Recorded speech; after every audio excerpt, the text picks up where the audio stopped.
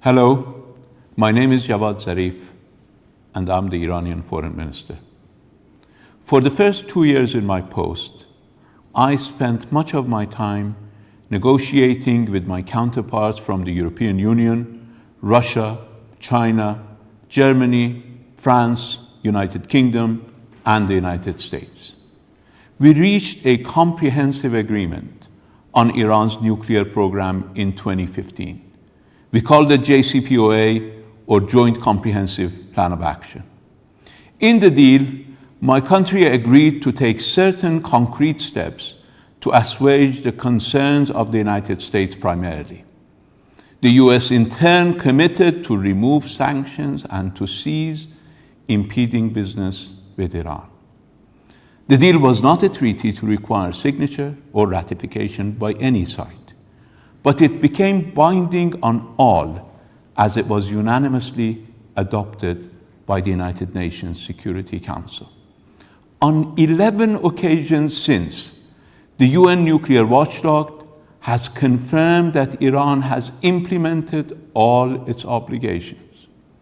In contrast, the US has consistently violated the agreement, especially by bullying others from doing business with Iran. In the last year or so, we've been told that President Trump is unhappy with the deal.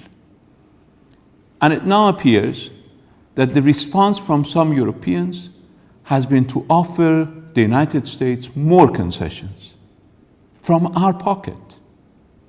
This appeasement entails promises of a new deal that would include matters we all decided to exclude at the outset of our negotiations, including Iran's defensive capabilities and regional influence. But please understand, on both issues, it is Iran and not the West that has serious grievances and much to demand. We have not attacked anyone in centuries, but we have been invaded. Most recently by Saddam Hussein, who was then backed by the US and its regional allies. The West even actively prevented us from buying rudimentary means of defense, even as Saddam Hussein showered both Iranian civilians and soldiers with chemical weapons. Despite that haunting experience, we still spend a fraction of countries like Saudi Arabia and the United Arab Emirates on defense. And our missiles have a shorter range than those of Saudi Arabia.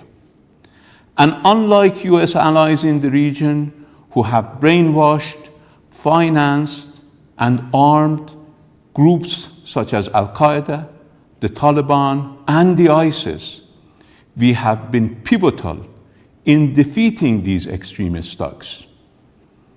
Let me make it absolutely clear once and for all. We will neither outsource our security, nor will we renegotiate or add on to a deal we have already implemented in good faith. To put it in real estate terms, when you buy a house and move your family in, or demolish it to build a skyscraper, you cannot come back 2 years later and try to renegotiate the price. In the coming days, the United States will have to decide whether to finally abide by its obligations. Iran stands firm in the face of futile attempts at bullying. But if the US continues to violate the agreement, or if it withdraws altogether, we will exercise our right to respond in a manner of our choosing. Bluster or threats won't get the US a new deal, particularly as it is not honoring the deal it has already made. Relying on cartoonish allegations, rehashed from more than a decade ago and dealt with by the IAEA, to make a case for nixing the deal has fooled no one.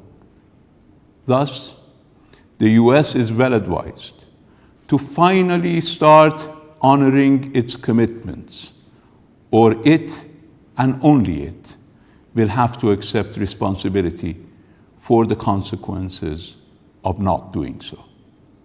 Thank you for listening, and good day.